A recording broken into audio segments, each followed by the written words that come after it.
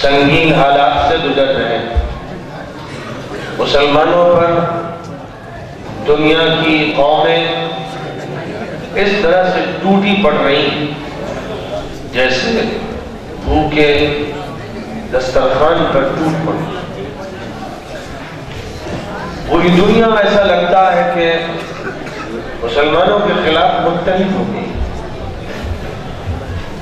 صہیونیت نے اپنے شکنجے میں پوری دنیا کو کس لیا ہے۔ دنیا میں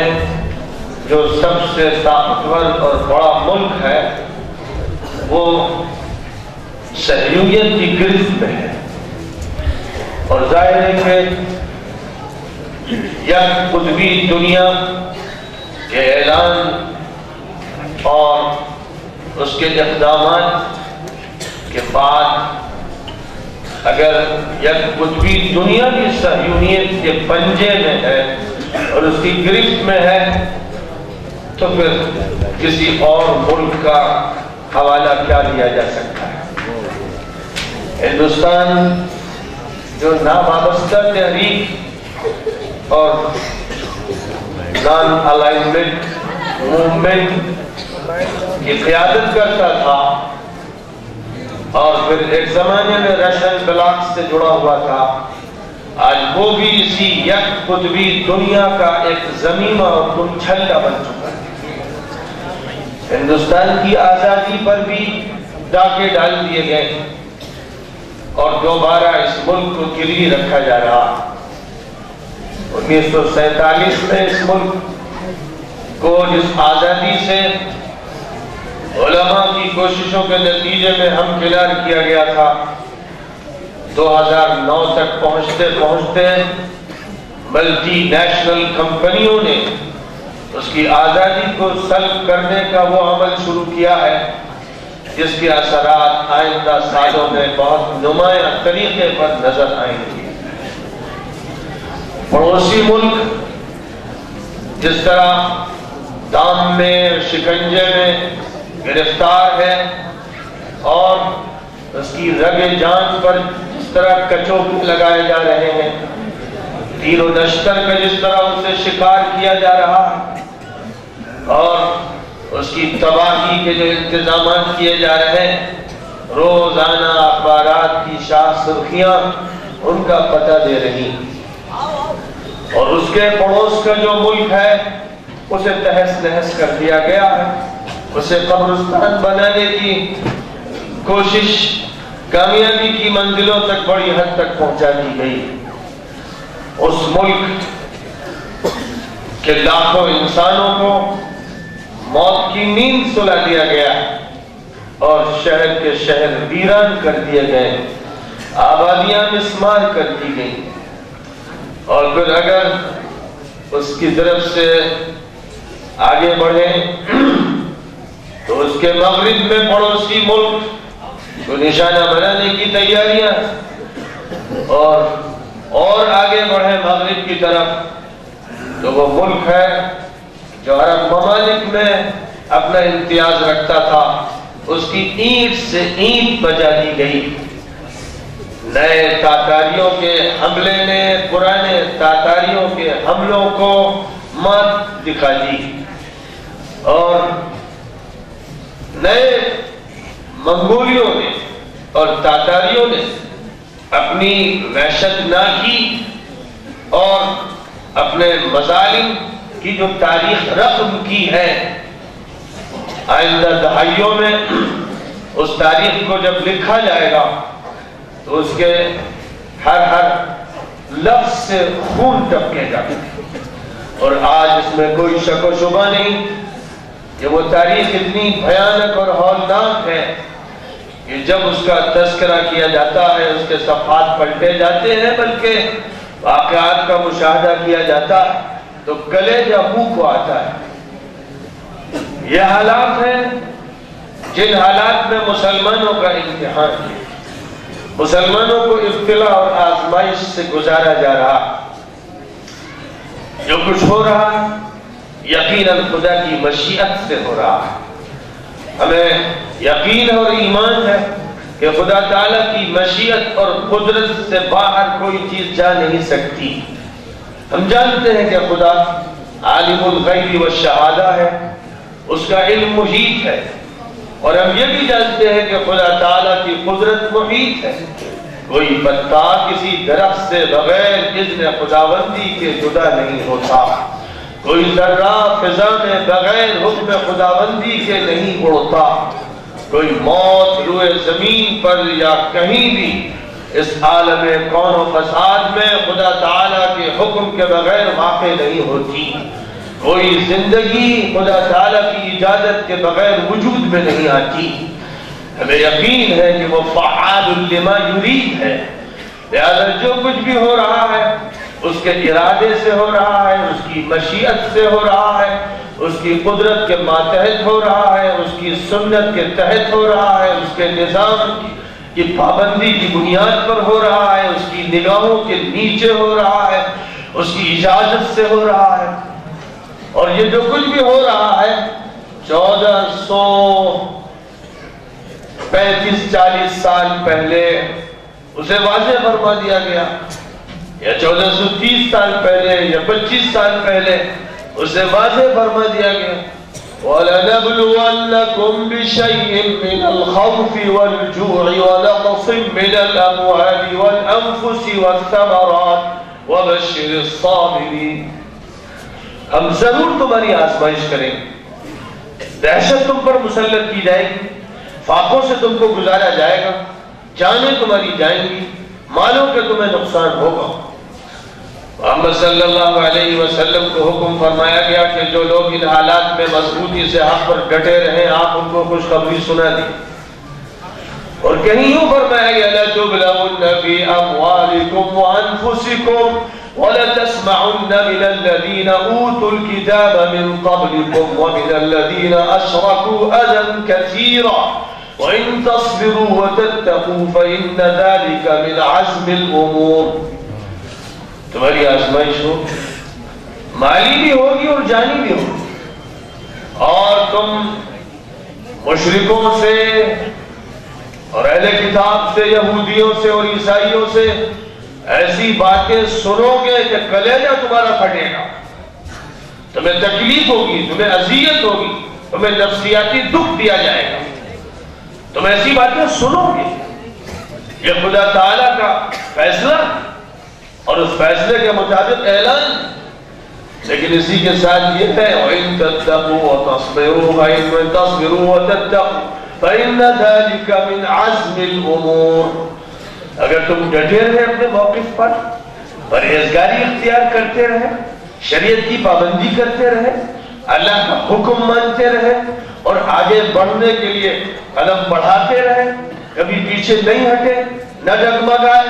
تو پھر یہ بڑی عظیمت کی بات ہوگی۔ کہیں فرمایا وَإِن تَصْبِرُوا وَتَتَّقُوا لَا يَضُرُّكُمْ كَيْدُهُمْ شَيْئًا۔ اگر تم مضبوطی سے ڈٹے رہو گے اپنے موقف پر اور تقوی اور پرہیزگاری اختیار کرو گے تو ان کے مکر و فریب، ان کی سازشوں سے تمہیں نقصان نہیں پہنچے گا، اللہ تمہاری حفاظت کرے گا۔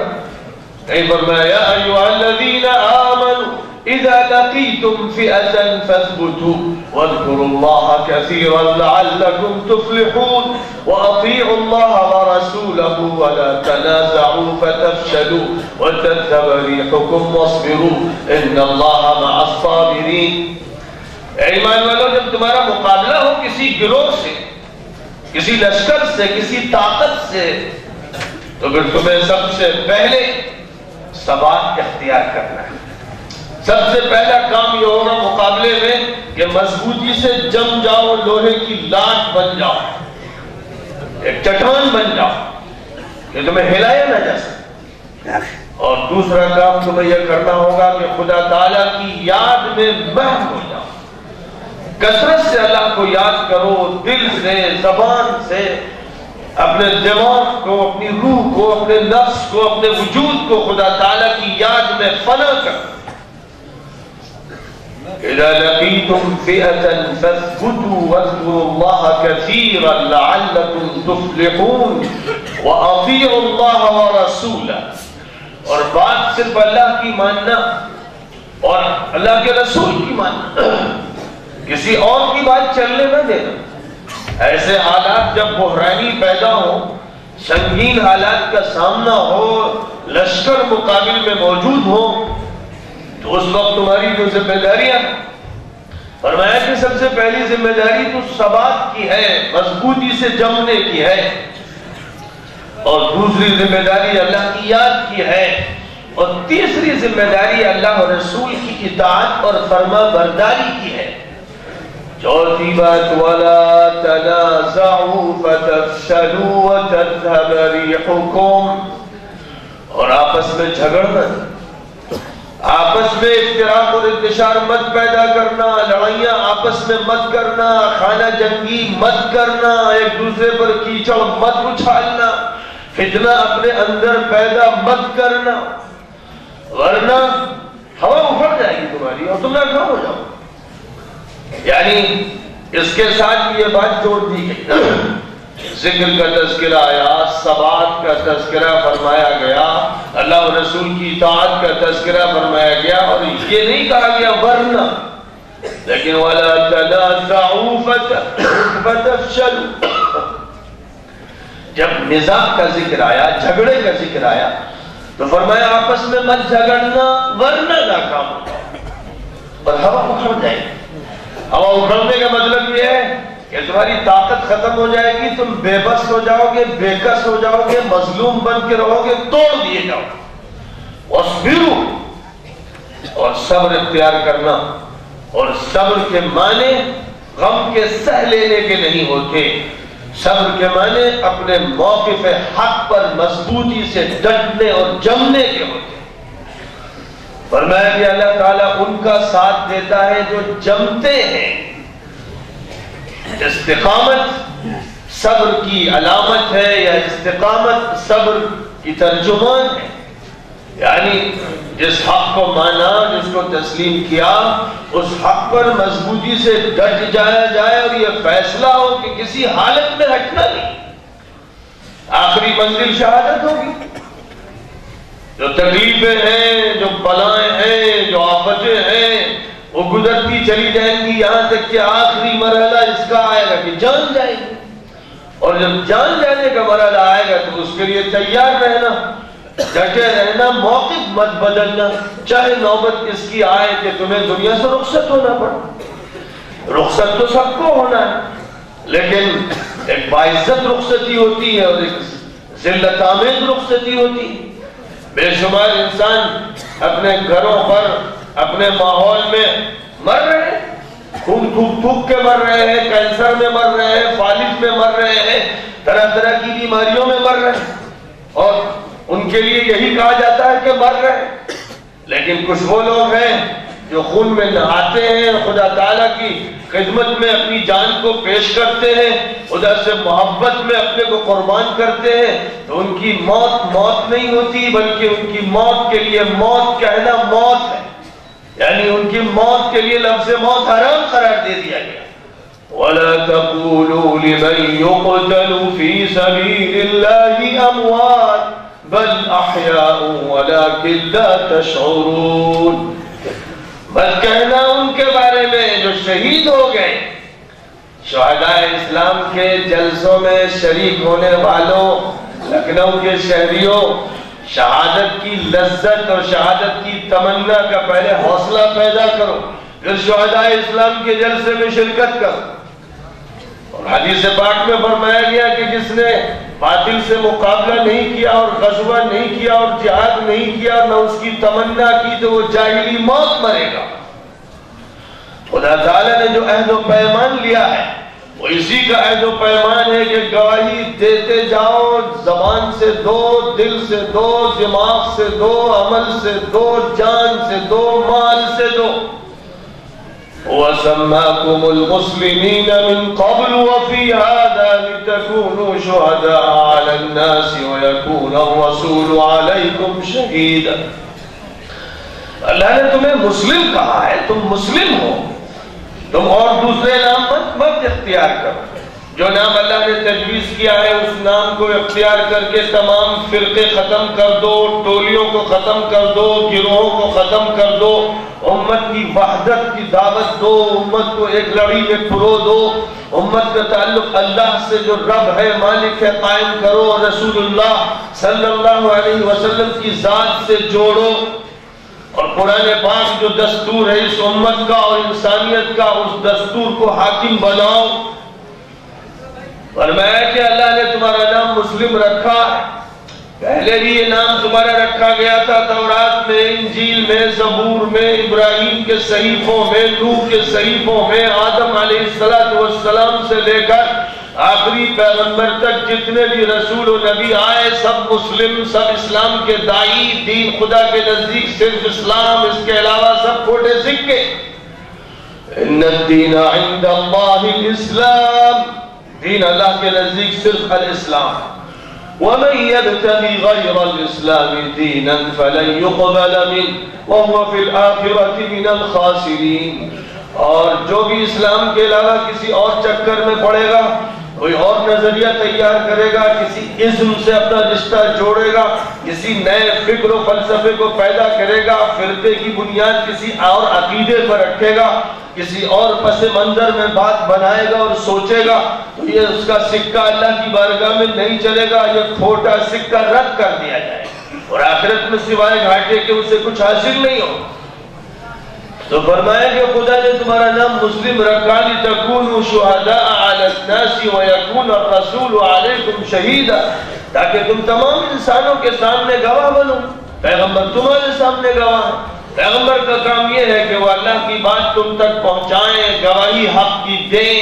خدا تعالیٰ کا پیغام منتقل کر دیں، اور پھر تمہارا کام یہ ہے کہ جو پیغمبر سے تم نے اخذ کیا تم اسے لوگوں تک پہنچاتے چلے جاؤ۔ جب تک دنیا کے اندر کوئی بھی کافر ہے، کوئی بھی مشرک ہے، کوئی بھی ملحد ہے، کوئی زندیق ہے، کوئی منافق ہے، کوئی فاسق و فاجر ہے، تو تمہارا کام بند نہیں ہو سکتا،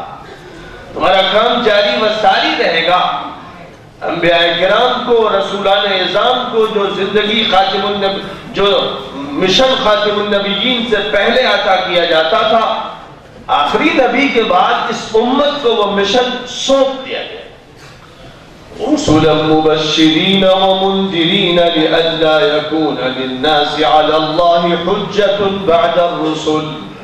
پیغمبر اس لیے اللہ نے مبعوث فرمائے تھے کہ وہ حق کی دعوت دیں، جو لوگ بھی حق قبول کرتے چلے جائیں ان کو خوشخبری سناتے چلے جائیں، اور جو ابھی قبول نہیں کر رہے ہیں انہیں ڈرائیں، اللہ کے عذاب سے خبردار کریں اور اللہ کی پکڑ سے متنبہ کرتے رہیں۔ یہ ان کو کام سونپا گیا تاکہ کوئی بھی انسان دنیا میں کہیں بھی یہ نہ کہہ سکے کہ اللہ ہمیں نہیں معلوم کہ حق کیا تھا، توحید کیا، رسالت کیا، آخرت کیا، قرآن کیا، کسی کے لیے یہ کہنے کا موقع نہ رہے۔ قرآن پاک میں انبیاء کی نبوت اور رسولوں کی رسالت کے لیے جو بات ارشاد فرمائی گئی ہے، جو غرض و غایت بتائی گئی ہے، وہ غرض و غایت یہ ہے کہ تمام انسانوں کے پاس اللہ کے خلاف کوئی دلیل باقی نہ رہے، یعنی یہ کہنے کا موقع نہ رہے کہ اے اللہ ہم تک دین کی دعوت نہیں پہنچی۔ اسی لیے یہ بات بھی ارشاد فرما دی گئی کہ جن لوگوں تک بات واقعی نہیں پہنچی ہوگی، باوجود اس کے کہ بات پہنچائی جا سکتی تھی اور ان پر حجت قائم نہیں کی جائے گی، تو اللہ تعالیٰ انہیں سزا نہیں دے گا، سزا روکے رکھے گا، چاہے وہ مشرک ہوں، کافر ہوں، اور سزا ملے گی ان کو جو کوتاہی کرنے والے ہیں، جو حق کی دعوت نہیں دیتے، اپنی زبانوں کو گونگا جنہوں نے بنا رکھا ہے۔ وَمَا كُنَّا مُعَذِّبِينَ حَتَّى نَبْعَثَ رَسُولًا، ہم عذاب نہیں دیتے جب تک رسول بھیج نہیں دیتے، لہذا جب تک رسول آ رہے تھے تو اللہ کا عذاب رکا رہتا تھا، شرک پر، کفر پر، طغیان پر، ظلم پر عذاب نہیں آتا تھا جب تک کہ پیغمبر کی طرف سے حجت قائم نہ کر دی جائے۔ اور پیغمبر کی حجت ایک دن میں، ایک شب میں، ایک تقریر میں کبھی نہ قائم ہوئی، پیغمبر کی حجت قائم کرنے کے لیے سال 2 سال بھی ناکافی رہے، 10 سال بلکہ بعض موقعوں پر سینکڑوں سال اس حجت کو قائم کیے جاتے رہے، اور اللہ کی طرف سے اتنی ڈھیل اور ایسا حلم اور ایسی بردباری رہی کہ ظلم انتہا کو پہنچ گیا اور کفر آخری درجے کو پہنچ گیا، اور 950 سال گزر گئے، لیکن خدا تعالیٰ کے غضب کو ایسا جوش نہیں آیا کہ اس قوم کو نیست و نابود کر دیا جاتا۔ نوح علیہ السلام 950 سال تک اپنے لوگوں میں بات کہتے رہے، یعنی اللہ کی حجت لوگوں پر تمام کرتے رہے۔ 950 سال کلیجہ پھٹ جائے ہر دن کے بعد، لیکن کیا قوت اللہ تعالیٰ انبیاء کو دیتا ہے، پیغمبروں کو عنایت فرماتا ہے، کیسا حوصلہ، کیسی عظیمت کہ تاریخ میں اس کی مثالیں نہیں، پہاڑ بھی اس کے سامنے پگھل جائے، ایسی عظیمت فولادی۔ تو 950 سال تک محنت کے بعد پھر خدا تعالیٰ کی طرف سے عذاب آئے۔ حضرت ہود کتنے سال رہے، حضرت صالح کتنے سال رہے، بائبل میں لوگوں کی عمریں بیان کی گئی ہیں، لیکن بائبل پر ہمیں پورا یقین نہیں ہے، قرآن میں ان کی عمروں کا تذکرہ نہیں، حدیث میں ان کی عمروں کا تذکرہ نہیں، لیکن یہ قریب قیاس ہے کہ یقیناً اگر سینکڑوں نہیں تو دسیوں سال تو ضرور رہے، اور وہ اپنی قوم کے درمیان بات کرتے رہے، دعوت اللہ کی پہنچاتے رہے۔ بہت زمانے کے بعد جب کوئی امکان باقی نہیں رہ گیا اس کا کہ اب انگلی رکھی جا سکے اور ان کے کام میں کسی طرح کی کوتاہی اور کمی نہیں رہ گئی اور حجت مکمل طور پر قائم ہو گئی، تو خداوند قدوس نے حکم فرمایا کہ اب تم علاقہ چھوڑ دو، ہجرت کر جاؤ، اور پھر عذاب الہی نے اس قوم کو مسل کر رکھی۔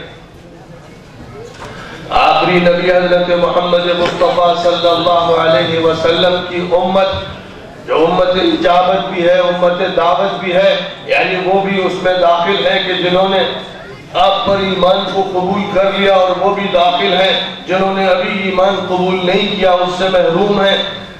سب کے سب آپ کی امت ہیں، کیونکہ آپ کا خطاب پوری انسانیت سے ہے، پوری دنیا سے ہے،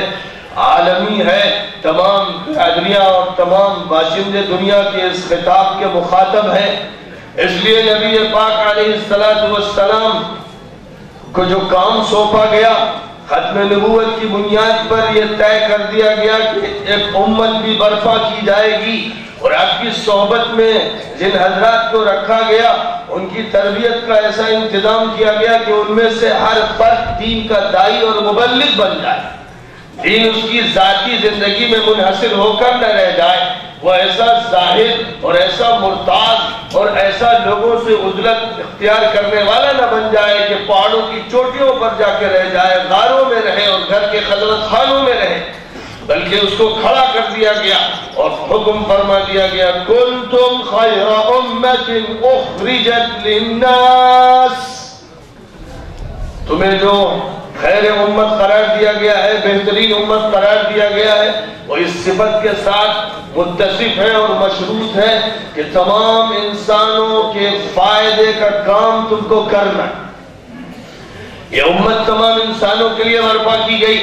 تمام ملکوں کے لیے، تمام علاقوں کے لیے، تمام آبادیوں کے لیے، تمام طرح کے رنگ اور نسل کے لیے، قدیم و جدید کے لیے، دنیا کی تمام زبانوں کے لیے اس امت کو برپا کیا گیا، اور برپا کیا گیا ہے جس کام کے لیے اس کے بارے میں فرمایا تأمرون بالمعروف وتنہون عن المنکر وتؤمنون باللہ، تمہارا کام یہ ہے کہ بھلائی کی تمہیں تلقین کرنا ہے، پرچار کرنا ہے، بھلائی کا پروپیگنڈا کرو، بھلائی کی اشاعت کرو، اس کی دعوت دو، اس کی تبلیغ کرو، اس کو پھیلاؤ، اور برائی سے روکو، برائی سے روکو، برائی کی مذمت کرو، برائی کا مقابلہ کرو، برائی کی بخیہ ادھیڑو، برائی کی جڑیں اکھیڑ کر ان کو ختم کرنے کا فیصلہ کرو، اور اللہ پر یقین رکھو، اللہ پر یقین کے ساتھ یہ کام تمہیں انجام دینا ہے۔ وَكَذَلِكَ جَعَلْنَاكُمْ أُمَّةً وَسَطًا لِتَكُونُوا شُهَدَاءَ عَلَى النَّاسِ وَيَكُونَ الرَّسُولُ عَلَيْكُمْ شَهِيدًا، ہم نے تم کو بہترین امت بنایا، درمیانی امت بنایا، تاکہ تم تمام انسانوں کے سامنے حق کی گواہی دو اور پیغمبر تمہارے سامنے حق کی گواہی پیش کریں، اس امت کا اس حیثیت سے انتخاب فرمایا گیا ہے، اور جب یہ امت اس کام کے لیے اٹھائی گئی ہے تو جب تک اس کام کی تکمیل نہیں ہوگی اس امت کو اپنے موقف پر ڈٹے رہنا ہے، کام انجام دیتے رہنا ہے، لیکن ان صفات کے ساتھ کام کرنا ہے کہ جو صفات اس امت کے امتیازات کی نشانیاں ہیں، اس امت کا جن بنیادوں پر امتیاز ہے، جن بنیادوں پر اس امت کی عمارت کھڑی کی گئی ہے، اگر یہ امت ان کو فراموش کر دے گی تو یہ امت نہیں رہے گی، ریوڑ بن جائے گی، بھیڑ بن جائے گی، ایک ازدحام ہوگا، سر ہوں گے، دھڑ ہوں گے، لیکن دل نہیں ہوگا، دماغ نہیں ہوں گے، عقل نہیں ہوگی، فہم نہیں ہوگا۔ لہذا فرمایا گیا کہ امت جس بنیاد پر اٹھائی گئی ہے وہ بنیاد قلبی بھی ہے، روحانی بھی ہے، ذہنی بھی ہے، جسمانی بھی ہے، مالی بھی ہے، دعوتی ہے، تبلیغی ہے، اصلاحی ہے، تعلیمی ہے، تربیتی ہے، وہ ایک جامع ترین بنیاد ہے جس پر یہ ملٹی سٹوری عمارت اٹھنی ہے اور اٹھتی چلی جانی۔ تو امت کے تمام افراد کو یہ چاہیے کہ اگر وہ اس امت کے ساتھ اپنا رابطہ رکھنا چاہتے ہیں اور یہ چاہتے ہیں کہ کڑی کڑی سے جڑی رہے اور یہ چاہتے ہیں کہ شاخ درخت سے جڑی رہے، اگر وہ یہ چاہتے ہیں تو انہیں اپنا محاسبہ کرنا پڑے گا کہ کیا یہ صفات میرے اندر ہیں اور کیا میں نبی پاک علیہ السلام کے مشن کا خادم ہوں۔ 1,24,000 کے مجمع میں عرفات کے میدان میں جب نبی پاک علیہ السلام کا خطاب عام ہوا تھا تو اس خطاب عام کو ارشاد فرمانے کے بعد آپ نے ارشاد یہ بھی فرمایا تھا کہ الا فلیبلغ الشاہد الغائب، لوگوں کان کھول کر سن لو کہ جو موجود ہے ان کی ذمہ داری ہے کہ غیر موجود لوگوں تک بات پہنچا۔ یہ نبی پاک علیہ السلام کا طرز خطاب ہے، یہ آپ کی طرف سے دی جانے والی ذمہ داری ہے، یعنی جس کو ایک مرتبہ کا دیدار نصیب ہوا، ایک ملاقات ہوئی، دور سے جس نے نظارہ کیا، قریب آ کر شاید مصافحہ بھی نہ کر سکا ہو، معلوم نہیں کہ اس کو صحبت کے چند لمحات ملے کہ نہیں ملے یا بس دور کے نظارے کے بعد مجمع چھٹ گیا، ایسے تمام لوگوں کے اوپر جو ذمہ داری ڈال دی گئی، کسی نے ابھی چند حدیثیں سنی تھی، کسی نے صرف چند آیتیں سنی تھی، کوئی کسی مدرسے کا فارغ نہیں تھا، کسی نے بڑی بڑی کتابیں نہیں پڑھی تھیں، اس کو خطاب جو کیا گیا تھا وہ قرآن پاک کے محکمات کے ذریعے اور حضور پاک علیہ السلام کی تعلیمات کی قطعیات کے ذریعے سے حقائق سامنے رکھ دیے گئے تھے، دو دو چار کی طرح، اور اس کے بعد ذمہ داری شہری پر اور دیہاتی پر اور مزدور پر اور پڑھے لکھے پر اور ہر طبقے کے انسان پر یہ ڈال دی گئی تھی کہ اسے پریچر بننا ہے، مشنری بننا ہے، مبلغ بننا ہے۔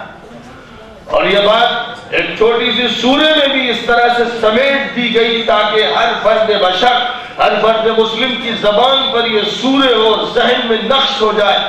بسم اللہ الرحمن الرحیم والعصر ان الانسان لفی خسر الا الذین آمنوا وعملوا الصالحات وتواصوا بالصبر وتواصوا بالصبر وتواصوا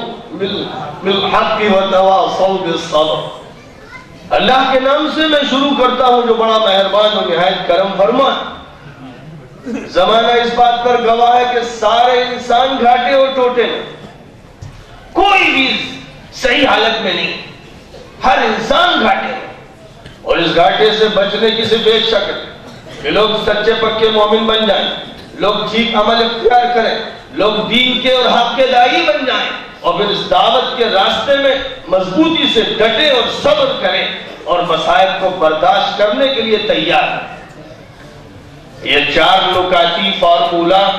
سورۃ العصر کے اندر بیان فرمایا گیا ہے اور تعلق اس کا تمام انسانوں سے قائم کیا گیا ہے، کسی خاص طبقے سے، طبقہ علماء سے، طبقہ قراء سے، طبقہ امراء سے، طبقہ وجہاء سے، کسی ایک طبقے سے تعلق قائم نہیں ہے۔ فرمایا والعصر ان الانسان لفی خسر، تمام انسان گھاٹے میں، اور اس گھاٹے سے بچنے کے لیے صرف یہی ایک راستہ ہے کہ 4 باتوں کو پیدا کرنا پڑے گا: ایمان اور عمل صالح اور تواصی بالحق۔ یعنی حق کی وصیت، حق کی تلقین، حق کی دعوت، حق کی بات، حق کی تبلیغ، وتواصوا بالصبر، اور ایک دوسرے کو آمادہ کریں، ہٹنا نہیں، ڈٹے رہنا، جمے رہنا، کیسے ہی حالات کیوں نہ آ جائیں، کام کو مت چھوڑو۔ اسی کا یہ نتیجہ تھا کہ مکہ مکرمہ جیسی سرزمین جس کی مسجد حرام میں ایک نماز کا ثواب 1,00,000 نمازوں کا، اور مدینہ منورہ جہاں رسول پاک علیہ السلام کی بابرکت ذات گرامی پہلے لوگوں کے درمیان اور پھر اس کے بعد وصال کے بعد لوگوں سے ہٹ کر عزلت میں اور خلوت میں قبر کے اندر، اور مسجد نبوی جس کی ایک نماز 1,000 نمازوں کے برابر، مشہور روایت کے مطابق 1,000 ایک کے بدلے 1,000 نمازوں کا ثواب، اور ایک کے بدلے 1,00,000 نمازوں کا ثواب صحابہ کرام نے چھوڑا، اور عراق گئے، شام گئے، مصر گئے، اور افریقہ کی شمالی پٹی پر سفر کیا، ایران گئے، ترکستان گئے، خراسان گئے، اور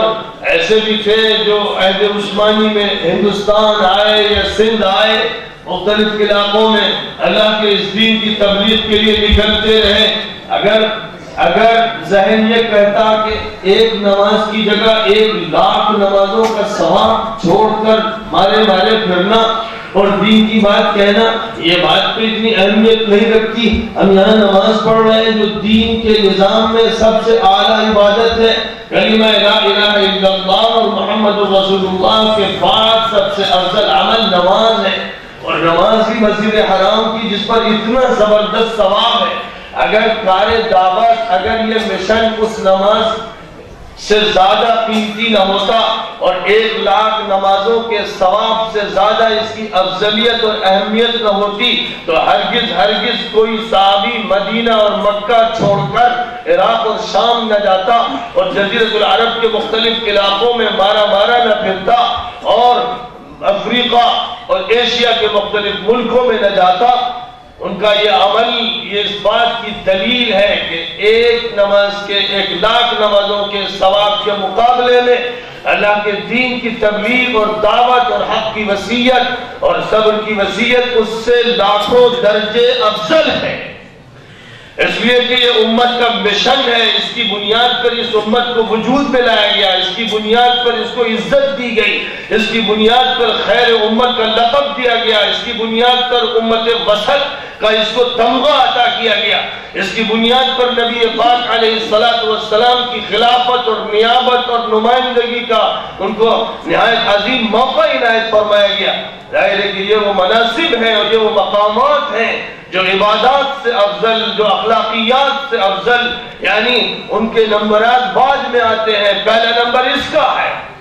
وَمَنْ أَحْسَنُ قَوْلًا مِّمَّنْ دَعَا إِلَى اللَّهِ وَعَمِلَ صَالِحًا وَقَالَ إِنَّنِي مِنَ الْمُسْلِمِينَ۔ اس سے بہتر بات کس کی ہوگی جو اللہ کی طرف لوگوں کو بلائے اور عمل اچھا کرے اور یہ کہے ڈنکے کی چوٹ پر کہ میں مسلم ہوں، معاشرے سے گھبرا کر اور تمدن سے مروب ہو کر یہ مت کہے کہ میں سیکولر ہوں، میں لبرل ہوں، میں چنی اور چنا ہوں، کہے دنیا کے ہر ماحول میں، کہے مشرکوں کے بیچ میں، کافروں کے بیچ میں، دشمنوں کے بیچ میں کہ میں مسلم ہوں، اللہ کی اطاعت میری ذمہ داری ہے، میں اللہ کی اطاعت پر جینا چاہتا ہوں، اسی پر مرنا چاہتا ہوں۔ قُلْ إِنَّ صَلَاتِي وَنُسُكِي وَمَحْيَايَ وَمَمَاتِي لِلَّهِ رَبِّ الْعَالَمِينَ لَا شَرِيكَ لَهُ وَبِذَلِكَ أُمِرْتُ وَأَنَا أَفْضَلُ الْمُسْلِمِينَ۔ کہہ دو کہ میری نماز، میری قربانی، میری زندگی، میری موت صرف اللہ کے لیے ہے جو سارے جہانوں کا پالنہار ہے، اور مجھے اسی بات کا حکم دیا گیا ہے اور میں تو اس میں دیر کرنے والا نہیں، پہل کرنے والا ہوں، مسلم ہونے میں اور خبرداری کرنے میں، بات ماننے میں پہل کرنے والا ہوں۔ یہ ہے وہ مقام جو اس امت کو دیا گیا، اور ساتھ ہی ساتھ یہ فرما دیا گیا کہ جو لوگ بھی اس سے ہٹیں گے، اس سے منحرف ہوں گے، خدا تعالیٰ ان سے مستغنی ہو جائے گا، وہ غنی ہے، بے نیاز ہے، کسی کی اسے حاجت نہیں۔ تم اگر حاجت مند ہو تو اس کے در پہ اپنا سر پٹکو، اپنی پیشانی رگڑو، اپنی ناک کو رکھ دو۔ تمہارا یہ کام ہے کہ تم بندے ہو، تم ذلیل ہو، تم مخلوق ہو، تم محکوم ہو، تم مملوک ہو،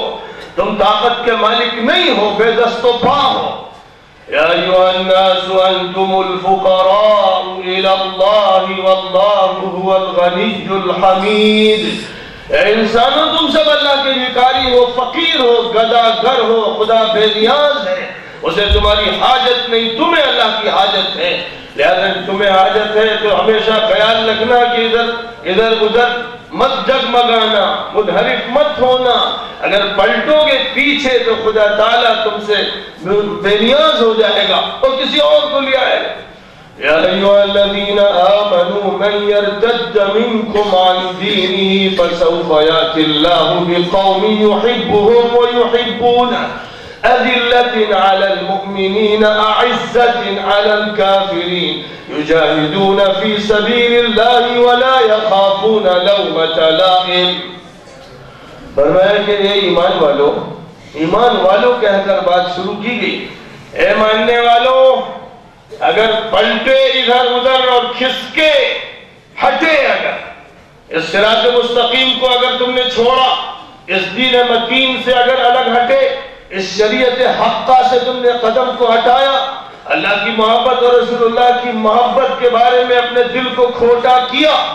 تو پھر یاد رکھو کہ خدا تعالیٰ تم سے بیزار ہو کر تمہیں ہٹا کر معزول کر کے ان لوگوں کو لے آئے گا اور ان سے کام لے گا جن سے اللہ محبت کرے گا۔ وہ اس سے محبت کرنے والے ہوں گے اور ان کا حال یہ ہوگا کہ تمام ایمان والوں کے لیے وہ بچھے چلے جائیں گے اور کافروں کے لیے بس وہ تہلے برنا ہوں گے۔ کافروں کے لیے خودداری کا ایسا ثبوت دیں گے کہ کفر کبھی نہ انہیں دبا سکے گا، نہ خرید سکے گا۔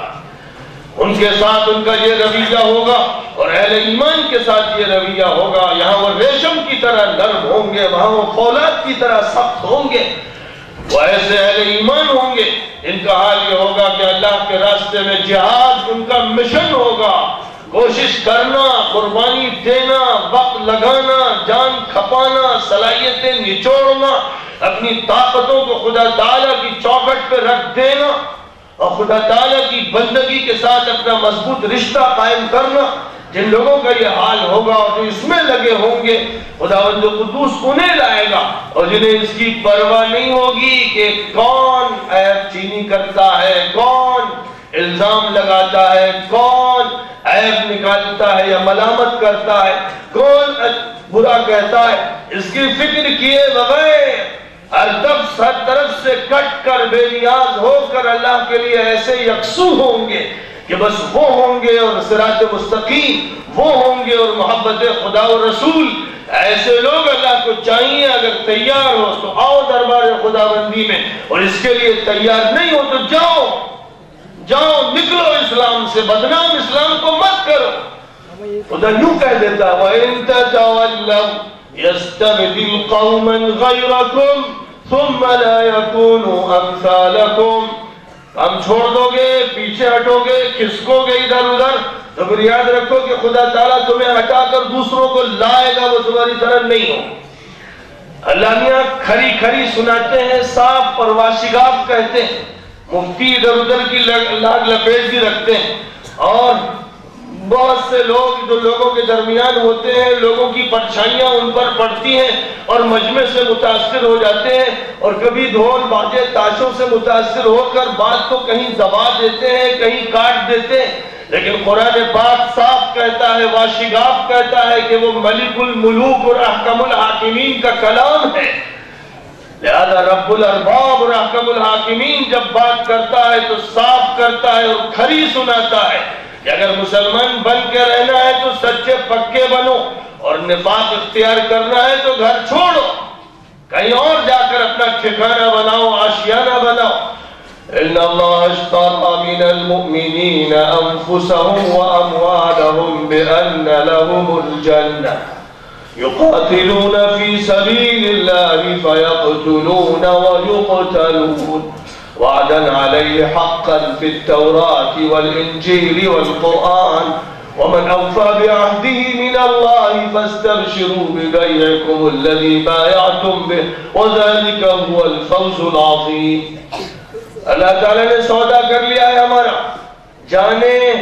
اور مال خدا نے خرید لی. اللہ تعالیٰ نے سودا کر لیا ہے ہمارا، جانیں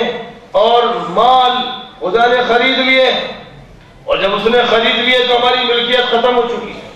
اب بطور امانت ہمارے پاس ہے، اور امانت اللہ کی دی ہوئی ہے جو اسی کو سپرد کی جائے گی. فرمایا کہ جنت کے عوض میں یہ طے پایا،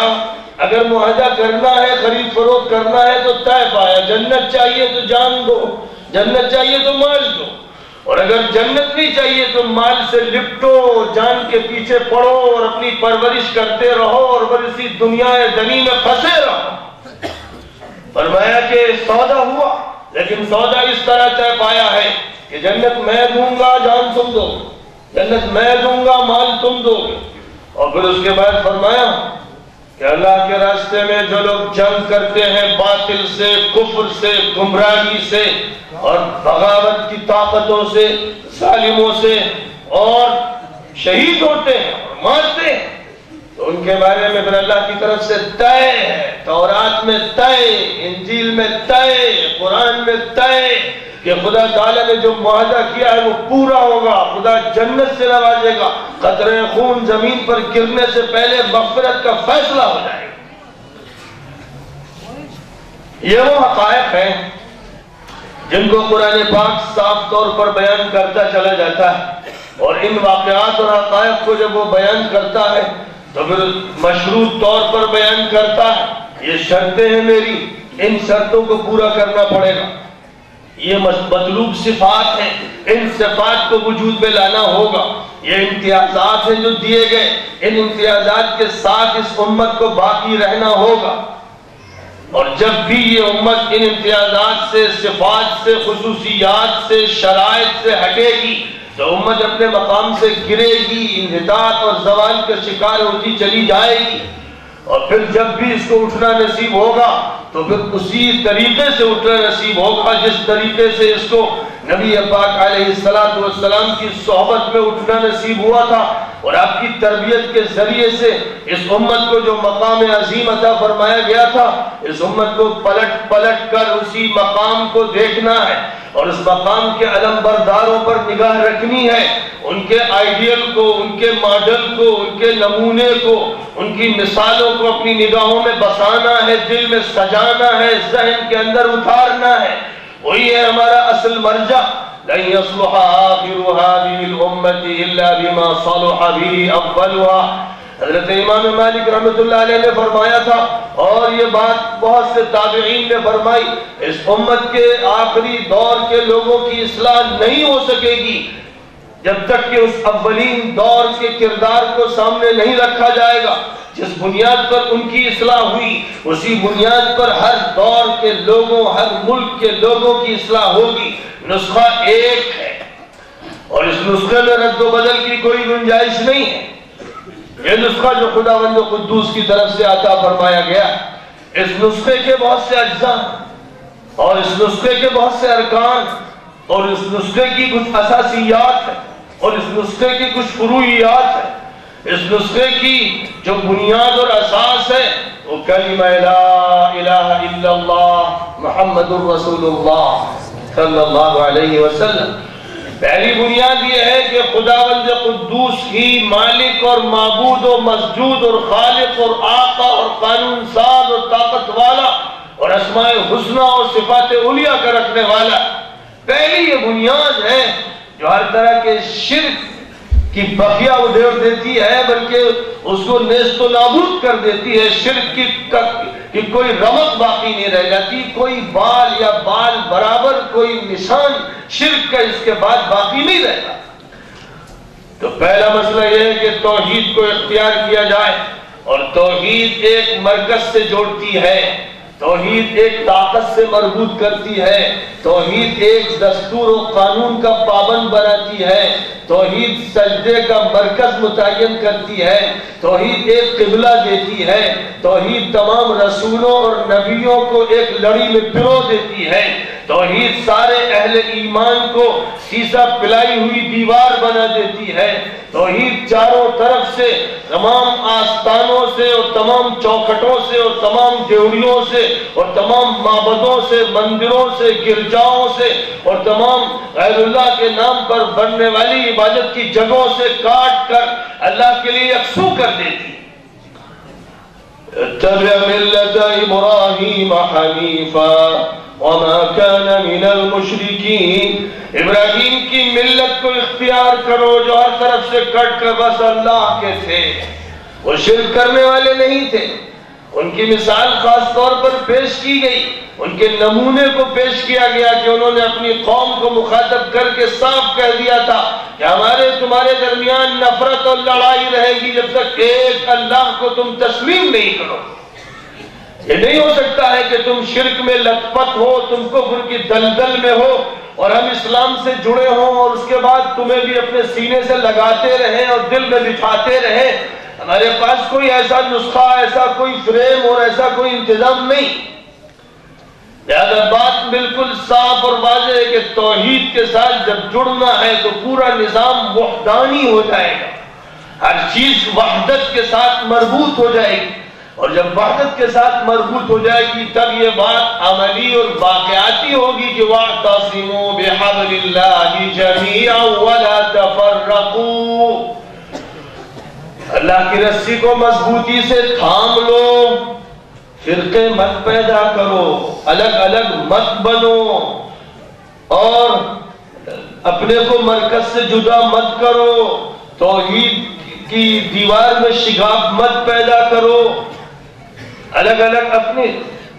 قبلے مت تجویز کرو۔ وَلَا تَكُونُوا كَالَّذِينَ تَفَرَّقُوا وَاخْتَلَفُوا مِن بَعْدِ مَا جَاءَهُمُ الْبَيِّنَاتُ، ان لوگوں کی طرح مت بنو جو فرقوں میں بٹ گئے، ٹولیوں میں بٹ گئے، گروہوں میں بٹ گئے، باوجود اس کے کہ دلائل سامنے تھے اور اللہ توحید کی اور وحدت کی بات بار بار کہہ رہا تھا، سمجھا رہا تھا۔ قرآن بھرا پڑا ہے سبق توحید سے اور سبق وحدت سے، اور ان دونوں اسباب کو فراموش کر کے جو لوگ ٹولیوں اور گروہوں میں بٹے اور اپنے ایسے نام تجویز کریں جن کی بنیاد پر دیواریں کھڑی ہوں، پردے حائل ہو جائیں، دل پھٹ جائیں، جسم جدا جدا ہو جائیں، مرکز الگ الگ ہو جائیں، قانون الگ الگ بن جائیں، شریعتیں الگ الگ ڈھل جائیں،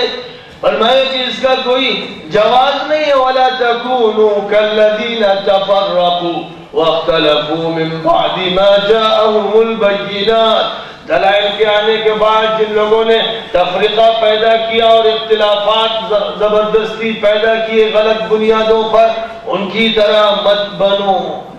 إِنَّ الَّذِينَ فَرَّقُوا دِينَهُمْ وَكَانُوا شِيَعًا لَسْتَ مِنْهُمْ فِي شَيْءٍ،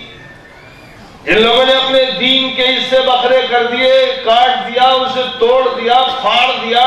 الگ الگ حصوں میں جدا کر کے رکھ دیا، اس کے رشتے کو ختم کر دیا، اس کی ڈور کو کاٹ دیا اور وہ مختلف ٹکڑوں میں اور گروہوں میں تقسیم ہو گئے، اے نبی آپ کا ان سے کوئی تعلق نہیں ہے، اے نبی آپ کا ان سے کوئی تعلق نہیں ہے، لست منہم فی شیء۔ جیسے وہاں پر یہ بات ارشاد فرمائی گئی تھی جہاں خداوند قدوس نے اپنی توحید کا بڑا مؤثر اور طاقتور سبق دیا تھا اور تمام اہل ایمان سے کہا تھا کہ میری توحید کے گن گاؤ، میری توحید کے زمزمے پڑھو، میری توحید کے گیت میں گم ہو جاؤ۔ قل اللهم مالك الملك تؤتي الملك من تشاء وتنزع الملك ممن تشاء وتعز من تشاء وتذل من تشاء بيدك الخير إنك على كل شيء قدير تولج الليل في النهار وتولج النهار في الليل وتخرج الحي من الميت وتخرج الميت من الحي وترزق من تشاء بغير حساب لا يتخذ المؤمنون الكافرين أولياء من دون المؤمنين ومن يفعل ذلك فليس من الله في شيء إلا أن تتقوا منهم تقى ويحذركم الله نفسه وإلى الله المصير. اے مسلمانوں کہو کہ اللہ تو ہی شہنشاہ، تو ہی ملک الملوک، کائنات تیرے دست قدرت میں، اللہ تو جس کو چاہے بادشاہت دے، جس سے چاہے چھین لے، جس کو چاہے عزت دے، جس کو چاہے ذلیل فرما دے. اللہ رات کو تو دن میں داخل کرتا ہے، دن کو رات میں داخل کرتا ہے، مردے کو زندہ سے نکالتا ہے، زندہ کو مردے سے نکالتا ہے، جس کو چاہتا ہے انگنت اور بے حساب عطا فرماتا ہے. اس توحید کے سبق کے بعد پھر فرمایا گیا لا يتخذ المؤمنون الكافرین اولیاء من دون المؤمنین. ایمان والوں کے لیے جائز نہیں ہے کہ کفر کرنے والوں، انکار کرنے والوں، ناشکری و ناقدری کرنے والوں، بغاوت کرنے والوں، معصیت پیشہ جو انسان ہیں، جائز نہیں ہے کہ وہ ان کو اپنے دل میں جگہ دیں اور ان سے وہ تعلق قائم کریں جو ان کے نظام پر غالب آتا چلا جائے اور جس کے اثرات کے نتیجے میں وہ شریعت پر قائم نہ رہ سکیں. اگر وہ ایسا کریں گے تو اللہ سے ان کا کوئی تعلق باقی نہیں رہے، خدا سے بالکل یہ انقطاع ہو جائے. پھر اس کے بعد رسول اکرم صلی اللہ علیہ وسلم کی رسالت پر یقین ہے، جس کے معنی یہ ہیں ہمارے قائد اور رہبر اور لیڈر اصلاً حضور اکرم صلی اللہ علیہ وسلم ہیں. جن کی اطاعت فرض ہے، جن پر ایمان فرض ہے، جن کی محبت لازم ہے، جن کے سامنے تمام لیڈروں کی لیڈری ایک ایسے چراغ کی طرح ہے جو گل کر دیا گیا ہے. حضور پاک علیہ السلام سراج منیر ہیں، چمکتا دمکتا سورج ہے. پوری دنیا پر آپ کی روشنی بکھیری جا رہی ہے، عالمین کے لیے آپ کو رحمت بنایا گیا ہے. آپ کی قیادت میں سفر ہونا ہے، آپ کی بات ماننا ہے، آپ کی بات سے جو بات ٹکرائے اسے ٹھکرا دینا ہے، اس کے ساتھ تعلق قائم کرنا قیادت کا دوغلا پن کہلائے گا. یعنی قیادت کے بارے میں ہماری طرف سے دوغلے پن کا موقف ہوگا. وَمَا أَرْسَلْنَا مِن رَّسُولٍ إِلَّا لِيُطَاعَ بِإِذْنِ اللَّهِ. ہم نے جو پیغمبر بھی بھیجا اس لیے بھیجا کہ اس کی بات مانی جائے. پیغمبر کے لیے صرف نعت پڑھ دینا اور پیغمبر کو 12 وفات یا 12 تاریخ میں پیدائش کے تصور کے ساتھ یاد کر لینا، سال میں بعض جلسے کر دینا اور پیغمبر کی نسبت سے کچھ چیزوں کو اختیار کر لینا، یہ کام صرف پیغمبر کی خدمت اور نصرت کا نہیں ہوا. لیکن پیغمبر سے تعلق کا مطلب یہ ہے کہ مکمل طور پر 100% پیغمبر کے ساتھ وابستگی اس نوعیت کی ہو کہ دوسرے کی شرکت اس میں نہ ہو، اس اطاعت کے طرز میں دوسرے کی شرکت نہ ہو. وَاللَّهِ لَا يُؤْمِنُ أَحَدُكُمْ حَتَّى أَكُونَ أَحَبَّ إِلَيْهِ مِنْ وَالِدِهِ وَوَلَدِهِ وَالنَّاسِ أَجْمَعِينَ. تم میں سے کوئی شخص مومن نہیں جب تک کہ میں اس کے نزدیک اس کے ماں باپ سے، اس کی اولاد سے، اس کے خاندان سے، یہاں تک کہ خود اس کی اپنی ذات سے زیادہ محبوب نہ بن جاؤں. یہ حقائق ہیں. کیا ان حقائق کا ساتھ ہم دے رہے ہیں؟ ہماری شادیاں، ہمارے غم کے مواقع، ہماری تقریبات، ہماری سوسائٹی، ہمارا سماج، ہمارے گھر کا ساز و سامان، ہمارے تعلقات، ہماری دوستیاں، ہمارا زندگی کے مختلف میدانوں سے تعلق اور ربط، ہمارا کاروبار، ہماری ملازمتیں، بینکوں سے ہمارے روابط اور ان اداروں سے جو غیر اللہ کے نظام پر قائم ہیں اور شیطانی بنیادوں پر جن کو قائم کیا گیا ہے، ان سے تعلق یا ان کی زیر دستی، ان کی بالادستی کو قبول کر کر ان کے سامنے جھکنا اور ان کا احترام اور اعزاز اس طرح کا کہ جو اس توحید کے مضمون سے متصادم ہے. کیا یہ زندگی اسلامی؟ یا ایھا الذین آمنوا ادخلوا فی السلم کافہ ولا تتبعوا خطوات الشیطان انہو لکم عدو مبین۔ ایمان والو، اسلام میں مکمل داخل ہونا پڑے گا، اسلام میں داخلہ مکمل ہونا پڑے گا، 100%، ادھورا داخلہ نہیں۔ اللہ میاں کو ادھوری چیزیں منظور نہیں۔ راستہ دھیرے دھیرے طے ہو، یہ تو ہو سکتا ہے، بچہ گھٹنوں چلتا ہے، پھر دھیرے دھیرے چلتا ہے، پھر دوڑتا ہے، لہذا اس تدریج کے ساتھ میری طرف آؤ، یہ ممکن ہے، لیکن اس کا ارادہ ہی نہ ہو، تم نے پہلے ہی سے طے کر رکھا ہو کہ یہ حصہ غیر اللہ کا، یہ اللہ کا، یہ حصہ آخرت کا، اور یہ صرف دنیا کا، یہ حصہ دین کا اور یہ حصہ بے دینی کا، اس کا کوئی جواز نہیں۔ 100% اسلام کے اندر داخل ہونا پڑے گا، 100% اسلام کے نظام کو قبول کرنا پڑے گا، انفرادی زندگی میں، اجتماعی زندگی میں، اپنی دکانوں میں، کارخانوں میں، کاروبار میں، دفتروں میں، کمپنیوں میں، اپنے تمام معاملات میں، اپنے تعلقات میں، اپنے اخلاق میں، اپنی زندگی کے نشیب و فراز میں، میاں بیوی کے تعلقات، باپ اور بیٹوں اور بیٹیوں کے تعلقات، رشتہ داروں کے تعلقات میں شریعت کی میزان بنیاد رہے گی۔ نکاح جب ہوتا ہے تو دلہا میاں منہ پر رومال رکھ کر بڑے شرمیلے بن کر خطیب صاحب کا خطبہ سنتے ہیں، اور خطیب صاحب بھی ماشاءاللہ عمدہ لباس پہن کر دعوت کی نیت سے جب تشریف لاتے ہیں تو آیات کریمہ سنا دیتے ہیں قرات کے ساتھ۔ لوگ سمجھتے ہیں کہ نماز ہی شاید پڑھی جا رہی تھی، اور اس کے بعد ساری توجہ اس طرح سے قابوں پر اور پلیٹوں پر ہوتی ہے کہ کہیں دعوت کا اور اصلاح کا مسئلہ ہی نہیں آتا، حالانکہ نکاح نام ہی ہے ایک معاہدے کا جو خالص قرآنی بنیادوں پر طے پا رہا ہے، اور قرآن پاک نے ازدواجی زندگی کا جو نظام دیا ہے، اگر اس کے مطابق شادی نہیں ہو رہی ہے تو یہ شادی کافرانہ ہے، منافقانہ ہے، مشرکانہ ہے، غیر اسلامی شادی ہے اگر قرآن کی بنیاد پر نہیں۔ یا ایھا الناس اتقوا ربکم الذی خلقکم من نفس واحدہ وخلق منها زوجها وبث منهما رجالا كثيرا ونساء واتقوا الله الذي تساءلون به والارحام ان اللہ كان عليكم رقیبا۔ اے ایمان والو، اے لوگو، اللہ سے ڈرو، مالک سے، پروردگار سے، جس نے تم کو ایک اکیلی جان سے پیدا کیا، یعنی پہلے آدم اور آدم کے بعد انہی سے حوا، اور پھر ان سے انسانی قافلہ آگے بڑھتا چلا گیا، آبادی پھیلتی چلی گئی۔ اس اللہ سے ڈرتے رہو جس اللہ کے نام پر سوال کرتے ہو، رشتہ بھی مانگتے ہو، دعا بھی مانگتے ہو، اور رشتوں ناتوں کا بھی خیال رکھو، شریعت کی پابندی کرو، کہیں پر بھی شریعت سے ہٹ کر کوئی عمل نہ ہونے پائے، اور یہ سمجھتے رہو کہ خدا دیکھ رہا ہے شادی کی محفل میں، دعوت میں اور حال میں اور تمہارے کمرے میں اور خوابگاہ میں اور جہاں پر تم نے لوگوں کو مہمان بنایا ہے، ہر جگہ خدا کی نگرانی ہو رہی ہے، اور فرشتے نوٹ کر رہے ہیں کہ کیا گزر رہا ہے۔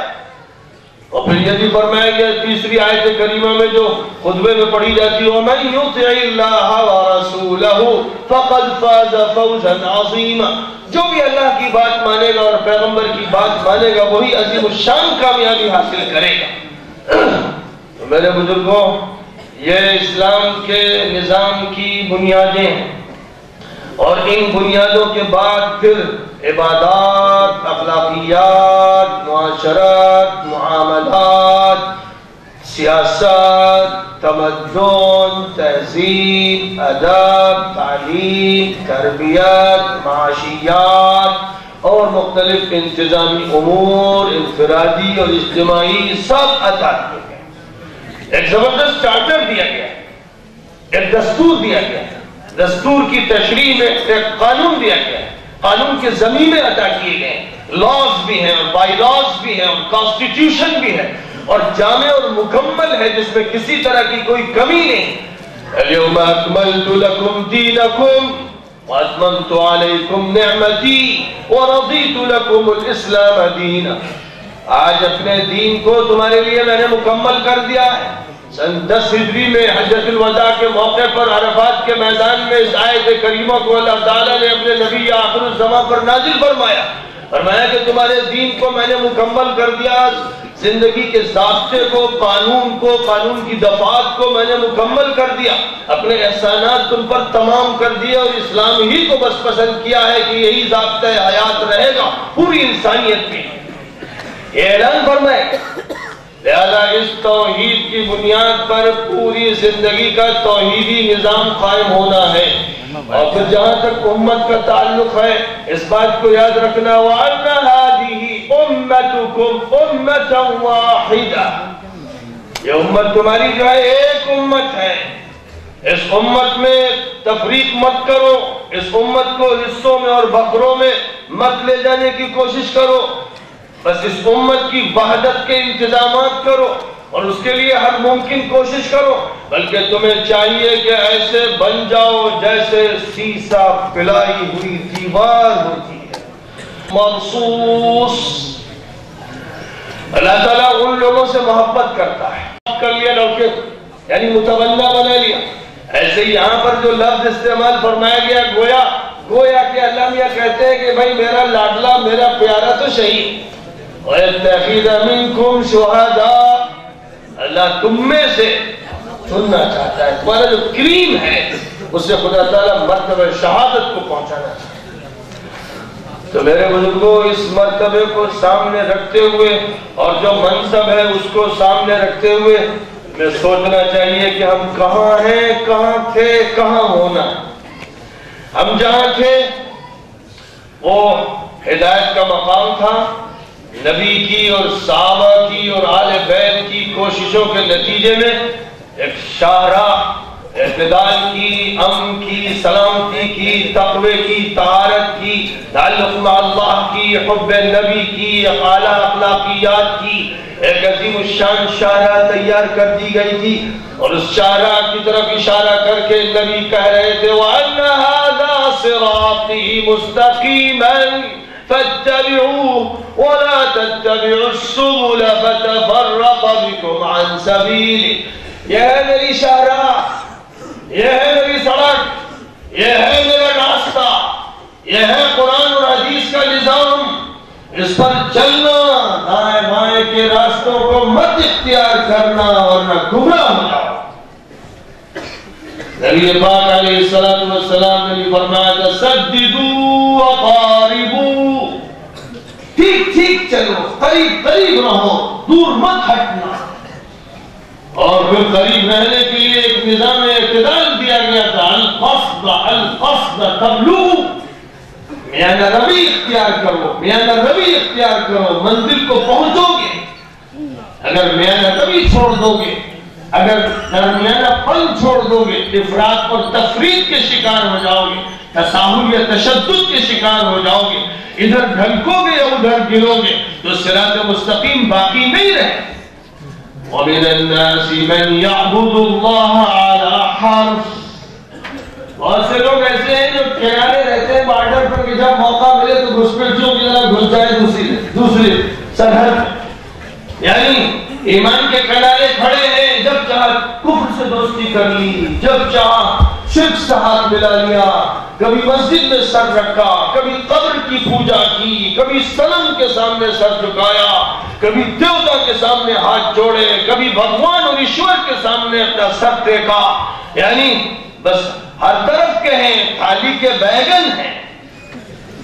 وَمِنَ النَّاسِ مَنْ يَقُولُ آمَنَّا بِاللَّهِ وَبِالْيَوْمِ الْآخِرِ وَمَا هُمْ بِمُؤْمِنِينَ، بہت سے لوگ ہیں ان کا دعویٰ یہ ہے کہ اللہ اور آخرت پر یقین رکھتے ہیں لیکن جھوٹے لپاڑی، مومن نہیں، جھوٹ بولتے ہیں۔ مومن کی شان الگ ہے، مومن کی پہچان الگ ہے۔ وَالْمُؤْمِنُونَ وَالْمُؤْمِنَاتُ بَعْضُهُمْ أَوْلِيَاءُ بَعْضٍ يَأْمُرُونَ بِالْمَعْرُوفِ وَيَنْهَوْنَ عَنِ الْمُنكَرِ وَيُقِيمُونَ الصَّلَاةَ وَيُؤْتُونَ الزَّكَاةَ وَيُطِيعُونَ اللَّهَ وَرَسُولَهُ۔ اہل ایمان کی مرد ہو یا عورتیں ہو، پہچان جو بیان کی گئی ہے، ایمان والے کون ہیں؟ وہ ہیں جو آپس میں ایک دوسرے سے محبت کرنے والے، آپس میں ایک دوسرے کے ساتھ تعلق رکھنے والے، ایثار کرنے والے،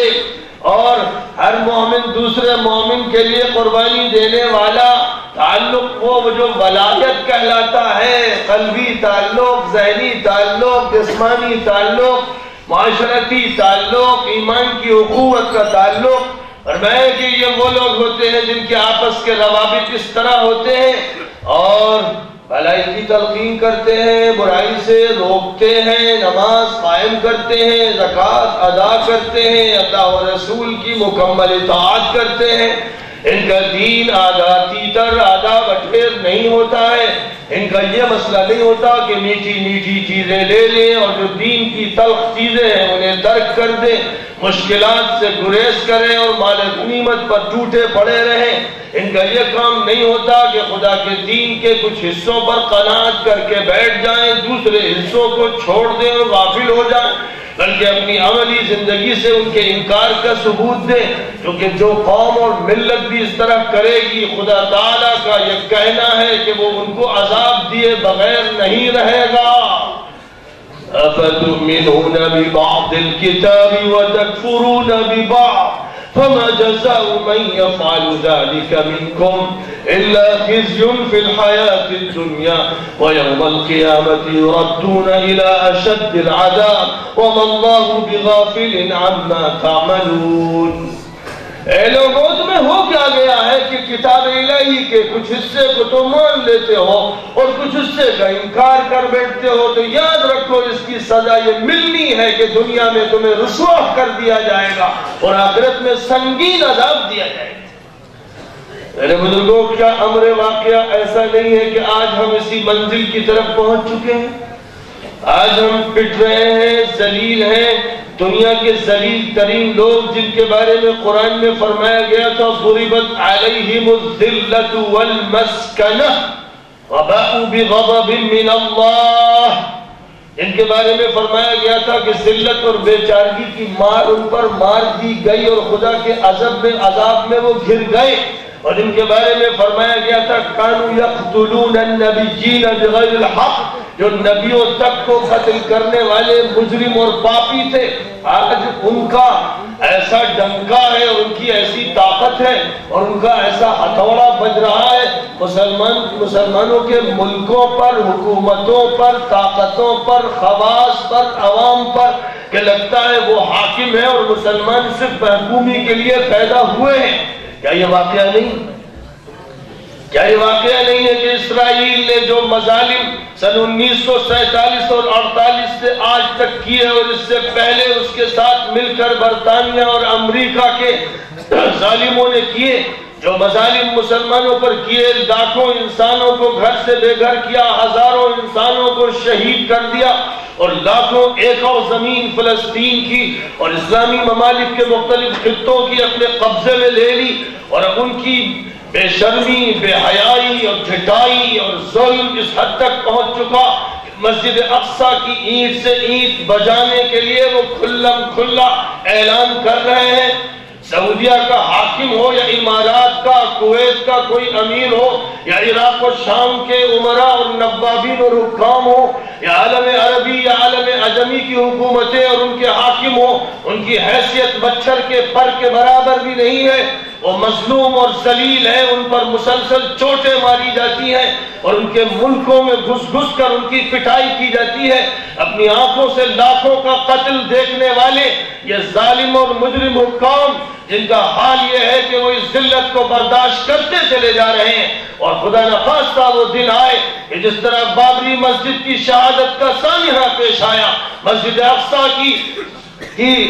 مسجد اقصیٰ کو ڈھا دینے کا، کہیں وہ سانحہ پیش نہ آ جائے۔ مسجد اقصیٰ کے قریب رہنے والے اور فجر سے لے کر عشاء تک نماز پڑھنے والے اور وہاں اعتکاف کرنے والے چیخ چیخ کر کہہ رہے ہیں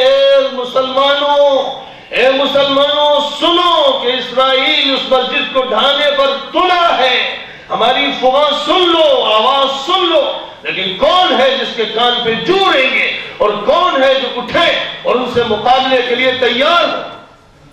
اس امت کی ذلت کا حال یہ ہے کہ اپنے گھروں میں لڑتی ہے، مرتی ہے۔ اس نے فرقے پیدا کیے اور فرقے آپس میں لڑتے مرتے رہے، اور آج فرقے بڑھتے چلے جا رہے ہیں۔ جو فرقے تھے سو تھے، کچھ سیاست کی بنیاد پر، کچھ عقیدے کی بنیاد پر، کچھ آپس کی شہوات اور خواہشات کی بنیاد پر، اور کچھ کسی اور سبب سے جو فرقے تھے آج ہر ملک میں مسلمانوں کو برادریوں میں بانٹا جا رہا ہے، ہر ملک میں پارٹیوں میں بانٹا جا رہا ہے، علاقوں میں بانٹا جا رہا ہے، مفادات کی خاطر لوگوں کو خریدا جا رہا ہے، سودے صبح و شام ہو رہے ہیں، اور ہمارے درمیان سے بکنے کے لیے لوگ نخاسے میں اور منڈی میں کھڑے ہوئے ہیں کہ وقت کے غلام حاضر ہیں، وقت کے امیروں آؤ ہمارا سودا کرو اور ہمیں قیمت دے دو۔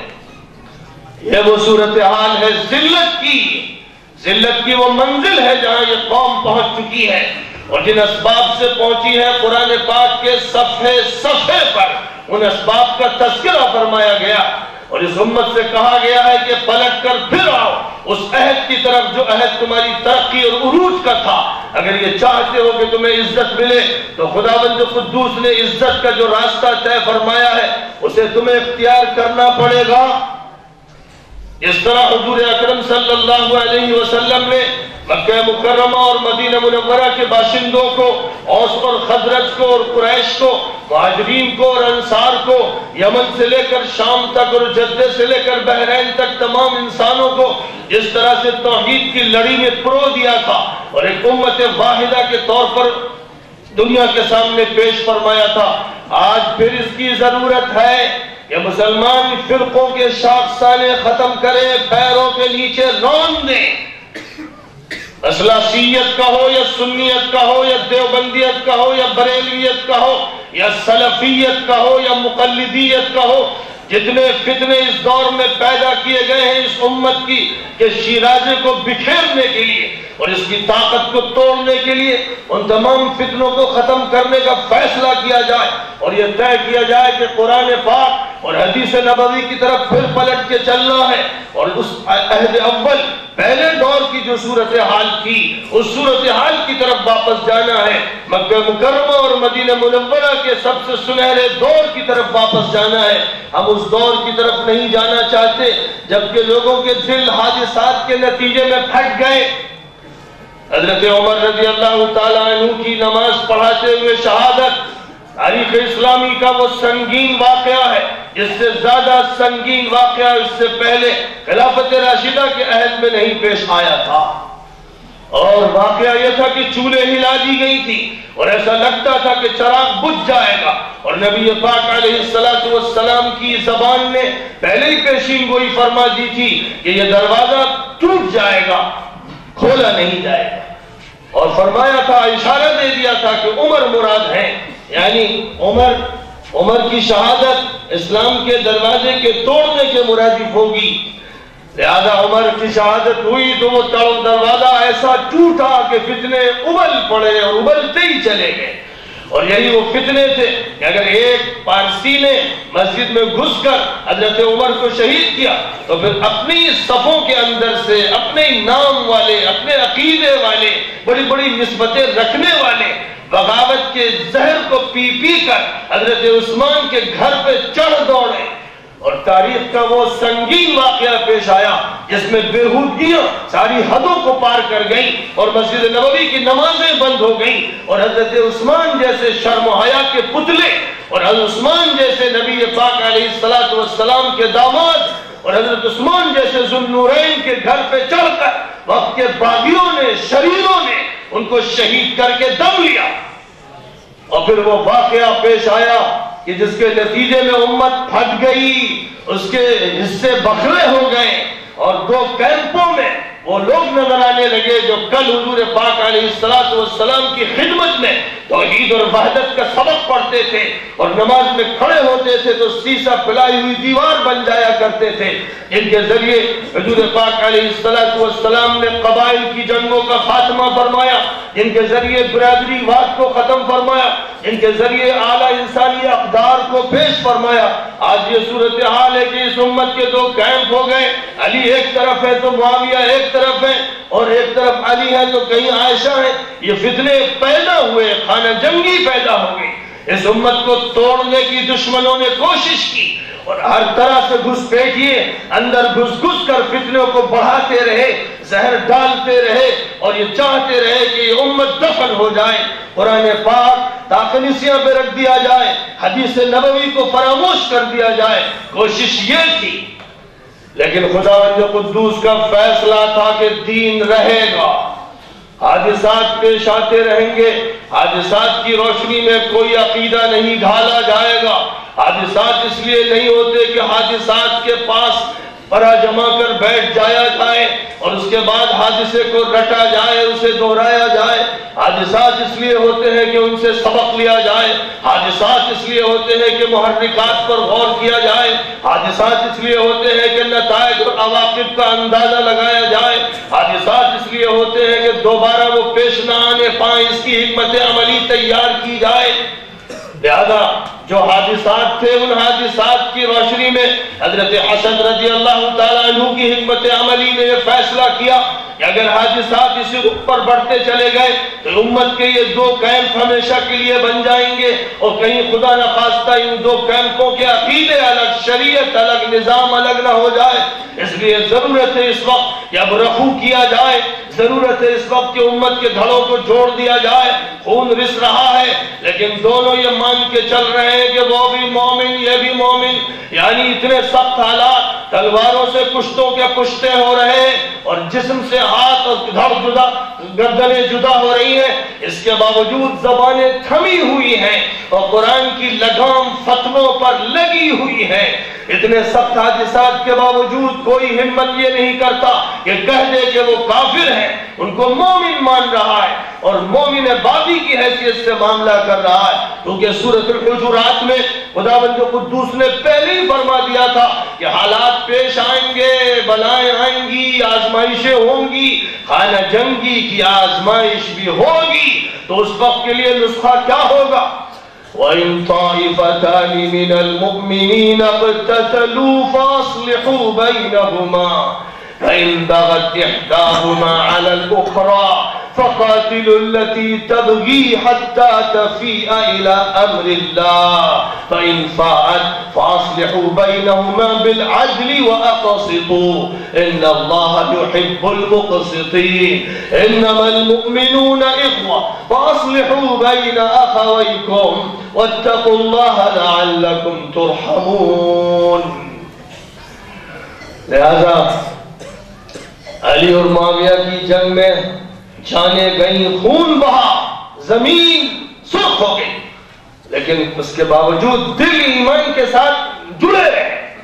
ذہن ایمان پر قائم رہے، قرآن سے رشتہ نہیں ٹوٹا، حدیث سے رشتہ نہیں ٹوٹا، اور قرآن کی آیت کی روشنی میں عمل ہوا کہ مسلمانوں اور اہل ایمان کے دو گروہ اگر آپس میں جنگ کر بیٹھیں، اگر آپس میں لڑنے لگیں تو پہلے صلح کی کوشش کرو، صلح ہو تو سبحان اللہ، کیا کہنے وہ صلح خیر، لیکن اگر صلح نہ ہو تو جو باغی ہیں ان سے جنگ کرو، کیونکہ فتنے کو بہرحال فروغ کرنا ہے، اور اس کے بعد اگر فتنہ ختم ہو جائے تو پھر آپس میں مصالحت کا نظام قائم کرو، کیونکہ تمام ایمان والے بھائی بھائی ہیں۔ یہ وہ بنیاد تھی جس کو سامنے رکھ کر حضرت حسن رضی اللہ تعالیٰ عنہ نے وہ عظیم الشان کارنامہ انجام دیا، تمام جذبات کو کچل کر، تمام خواہشات کو دبا کر، حالات کی سنگینی کے چیلنج کو اپنے پیٹھ کے پیچھے ڈالتے ہوئے اور ہر طرح کی طمع اور ہر طرح کے خوف سے بلند ہوتے ہوئے وہ فیصلہ فرمایا کہ میں خلافت کا تمغہ اور تاج معاویہ کے سر پہ رکھتا ہوں، میں حضرت علی کی وراثت کو لے کر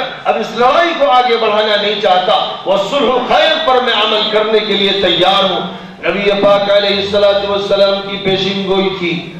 ان ابنی ھذا سید وسيصلح الله به بين فئتين عظيمتين من المسلمين كما قال صلی اللہ علیہ وسلم، یہ میرا بیٹا سردار ہے، اللہ اس کے ذریعے مسلمانوں کے دو بڑے گروہوں کے درمیان صلح کرائے گا۔ صلح کا واقعہ پیش آیا اور امت اسلامیہ نے سکون کا سانس لیا، اور پھر ایک سلسلہ چلتا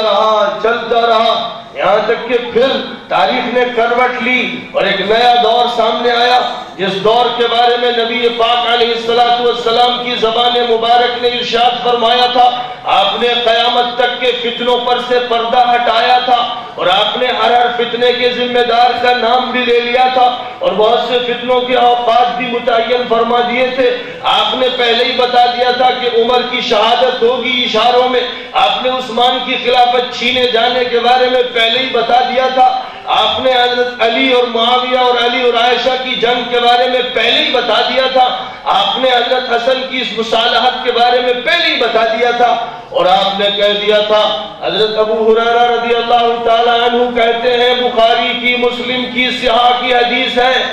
اعوذ باللہ من امارت الستین، اعوذ باللہ من امارت الستین۔ حضرت ابو ہریرہ رضی اللہ تعالیٰ عنہ کہتے تھے کہ نبی پاک علیہ السلام نے فرمایا کہ میں اللہ کی پناہ مانگتا ہوں سن 60 کی حکومت سے، یعنی پھر وہ دور آنا تھا یزید کا، وہ دور فاسقانہ، ظالمانہ، فاجرانہ، جس سے زبان نبوت صحیح حدیث کی بنیاد پر پناہ مانگ رہی تھی۔ تاریخ اس رخ پہ جانے والی تھی کہ اہل بیت کا خون ارزاں ہونے والا تھا۔ وہ حسین و حسن جن کو حضور گود میں لیتے تھے، پیار کرتے تھے اور کہتے تھے مجھے ان سے محبت ہے، لوگوں ان سے محبت کرو۔ وہ اہل بیت جن کے بارے میں نبی کہتے تھے اذکرکم اللہ فی اہل بیتی،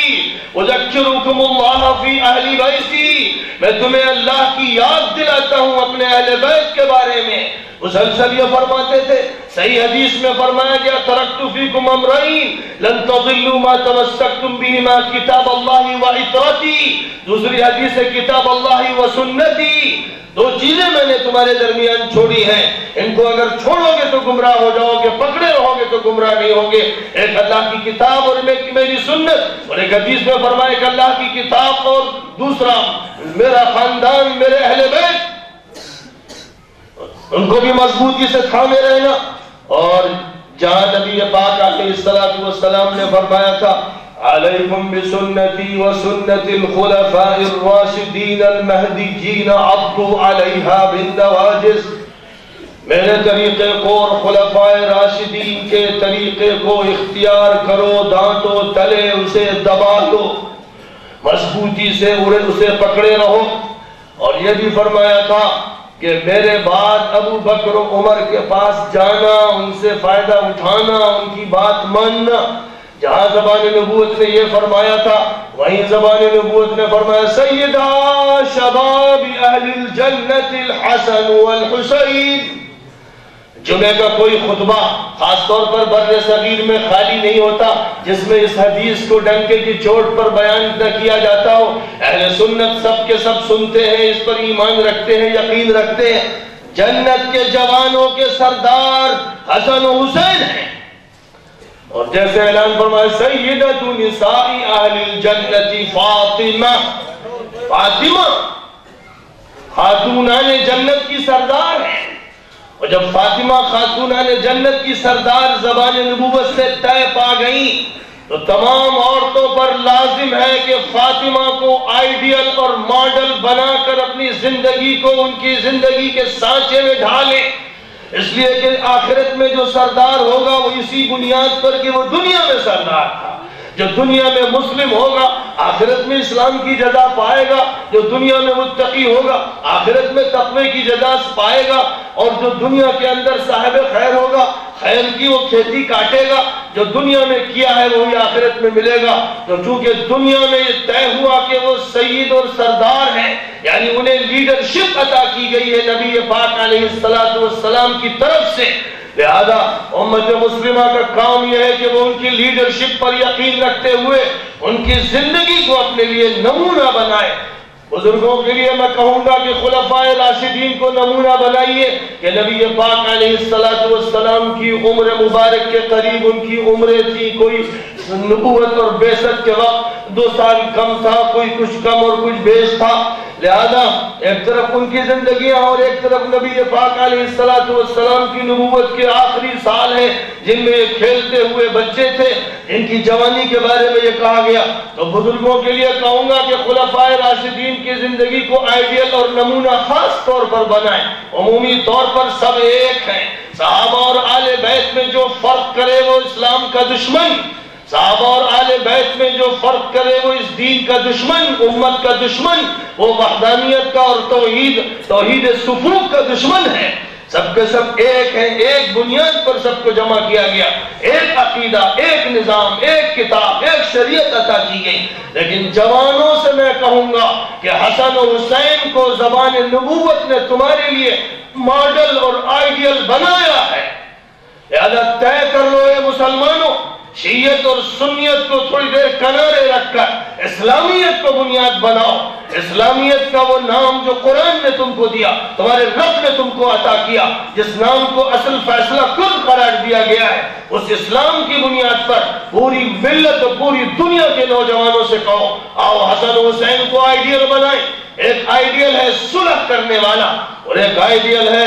امارت الستین کے خلاف، جس سے پناہ مانگی رسول پاک علیہ السلام نے، اس کے لیے کھڑا ہونے والا حضرت امام ابن تیمیہ رحمۃ اللہ علیہ، جنہوں نے گمراہوں اور فرق و ملل کے خلاف کتابیں بے شمار لکھی ہیں۔ انہوں نے حب آل بیت پر ایک کتاب لکھی اور اس میں اس بات کو لکھا ہے کہ حضرت ام سلمہ رضی اللہ تعالی عنہ کی حدیث ہے کہ حضور صلی اللہ علیہ وسلم ایک دن گھبرائے ہوئے اور پریشان نیند سے بیدار ہوئے اور اس کے بعد فرمایا کہ میرا نواسا حسین شہید کر دیا گیا اور کربلا کی زمین کا کچھ حصہ یعنی مٹی کا کچھ حصہ جبرائیل نے دکھایا کہ یہ وہ جگہ ہے جہاں پر حسین کی شہادت ہوئی۔ جو واقعہ پیش آنے والا تھا اس واقعے کو عالم بالا سے نبی پاک علیہ السلام پر منعکس فرما دیا گیا۔ جیسے حسین کے بارے میں فرمایا کہ وہ امت میں صلح کرائیں گے، ایسے حسین کے بارے میں فرمایا کہ جو ان کو قتل کرنے والے ہوں گے وہ سب سے بڑے پاپی اور مجرم ہوں گے اور وہ اسلام کے لیے اٹھیں گے۔ خدا تعالیٰ نے ان کے بارے میں پیشین گوئی زبان نبوت سے فرما دی۔ احادیث کے دیوان ہماری نگاہوں کے سامنے ہیں اور احادیث کس مرتبے کی ہیں ان کو بھی ہم جانتے ہیں۔ ان احادیث نے اس امت کے سامنے جو نظام رکھا ہے وہ نظام ایسا جامع ہے کہ خلفائے راشدین کی عظمت پر حرف نہ آنے پائے اور اہل بیت کی عظمت پر کوئی کیڑا، ان کی عظمت کے سلسلے میں کوئی کیڑا نہ نکالا جائے۔ اور خاص طور پر نوجوان طے کر لے کہ اگر جنت جانا ہے تو حسن حسین آئیڈیل، یعنی خاص طور پر کیونکہ وہ سیدہ شباب اہل الجنہ، جوانوں کے لیے آئیڈیل وہ ہے اور بزرگوں کے لیے، مختلف عمر کے لوگوں کے لیے خلفائے راشدین آئیڈیل ہے۔ جس کا یہ مطلب نہیں کہ جوانوں کو ان سے استفادہ نہیں کرنا، لیکن الگ الگ شخصیات ہوتی ہیں۔ جیسے ابو بکر کو صدیق کہا گیا، عمر کو فاروق کہا گیا، عثمان کو غنی کہا گیا، اقبا القضات علی کو قرار دیا گیا، ابو عبیدہ کو امین و ہادی الامہ کہا گیا، ابی بن کعب کو اقرا کہا گیا۔ الگ الگ امتیازات ہیں۔ ان امتیازات کے الگ الگ ہونے سے یہ مطلب نہیں کہ ان کے فکر الگ، ان کے ذہن الگ یا ان کے مقامات میں کوئی ایسا فرق کہ کوئی ایک حجت اور دوسرا حجت نہیں، سب حجت ہیں۔ لیکن نوجوانوں کی سرداری کے لیے حسن حسین ہیں، دو نمونے ہیں۔ جب مسئلہ آئے اپنے عقیدے کے لوگوں کا، جب مسئلہ آئے صحیح فکر کے لوگوں کا، جب مسئلہ آئے ان حکام کا، عمرہ کا، طاقتوں کا جو حق کی پاسبان ہو اور حق سے وابستہ ہو، جو شریعت سے منحرف نہ ہو، تو پھر طریقہ حسن کا ہے کہ ان کے ساتھ مصالحت کا رویہ اختیار کیا جائے۔ اور جب ہمارے سامنے ظلم اور طغیان کی کہانی ہو، جب جیلوں میں ہمارے نوجوان ٹھوسے جائیں اور جب نوجوانوں کی ہڈیاں توڑی جائیں اور جب مظالم کے پہاڑ توڑے جائیں، تو اس وقت حسینی نمونہ ہے کہ امت مسلمہ کو اس نمونے کو سامنے رکھ کر ان باغی اور ظالم اور طاغی انسانوں کے خلاف اٹھ کے کھڑا ہو جانا چاہیے کہ یا تو جام شہادت نوش کرنا ہے یا تم کو ہٹا کے دم لینا ہے، اس کے بغیر اس دنیا میں زندگی ہمارے لیے حرام ہے۔ یہ دو الگ الگ مشن، یہ دو الگ الگ نمونے، یہ دو الگ الگ کام ہیں۔ امت مسلمہ کو چاہیے شیعوں سے کہو کہ ماتم چھوڑو۔ ماتم کا حکم نہ قرآن میں نہ حدیث میں، ماتم نہ حسین نے کہا، اور نہ زین العابدین نے کہا، نہ زید نے کہا، نہ یحییٰ نے کہا، نہ کسی فرد نے کہا۔ ماتم کی کوئی گنجائش نہیں، جلوسوں کی کوئی گنجائش نہیں، برتھ ڈے کی کوئی گنجائش نہیں، ڈیتھ ڈے کی کوئی گنجائش نہیں۔ اگر برتھ ڈے اور ڈیتھ ڈے منانے ہوتے تو نوح کا برتھ ڈے اور ہود کا اور صالح کا اور شعیب کا اور موسیٰ کا قرآن کہتا کہ مناؤ۔ ہم نے اپنی طرف سے نئے نئے دن تلاش کر لیے، سیرت کے لیے ہم نے دن تلاش کیا، صحابہ نے نہیں کیا تھا۔ فاروق ڈے اور عثمان ڈے اور صدیق ڈے اور علی ڈے منانے کا ہم نے نیا وتیرہ اختیار کیا ہے تاکہ نوراتری اور شیوراتری کا مقابلہ ہم اپنے ڈیز کے ذریعے کر سکیں۔ یہ سیلیبریشنز اور یہ تقریبات اسلام کی بنیادوں سے تعلق نہیں رکھتی ہیں، اور آج جو چھوٹی سی بات شروع کی جا رہی ہے کل یہ بڑی بدعت بنے گی اور امت سے پھر ہٹ نہ سکے گی۔ اس لیے آج ہی سے طے کرو جو مشن ہے وہ ہمارے سامنے رہے گا، ہم پوری دنیا کے سامنے حق کو پیش کریں گے، قرآن کی وضاحت کریں گے، حضور کی سیرت کو پیش کریں گے، اسلامی شریعت کا تعارف کرائیں گے۔ دنیا کے عیسائی ہو یا یہودی، دنیا کے ہندو ہو یا جینی، دنیا کے سکھ ہو یا کسی اور فرقے کے لوگ، ساری انسانیت کے سامنے قرآن پاک کے حقوق کو اور حق کو پیش کرنا اور نبی کی سیرت اور سنت کا تعارف کرانا ہر مسلمان پر فرض ہے۔ اگر شیعہ مسلمان ہیں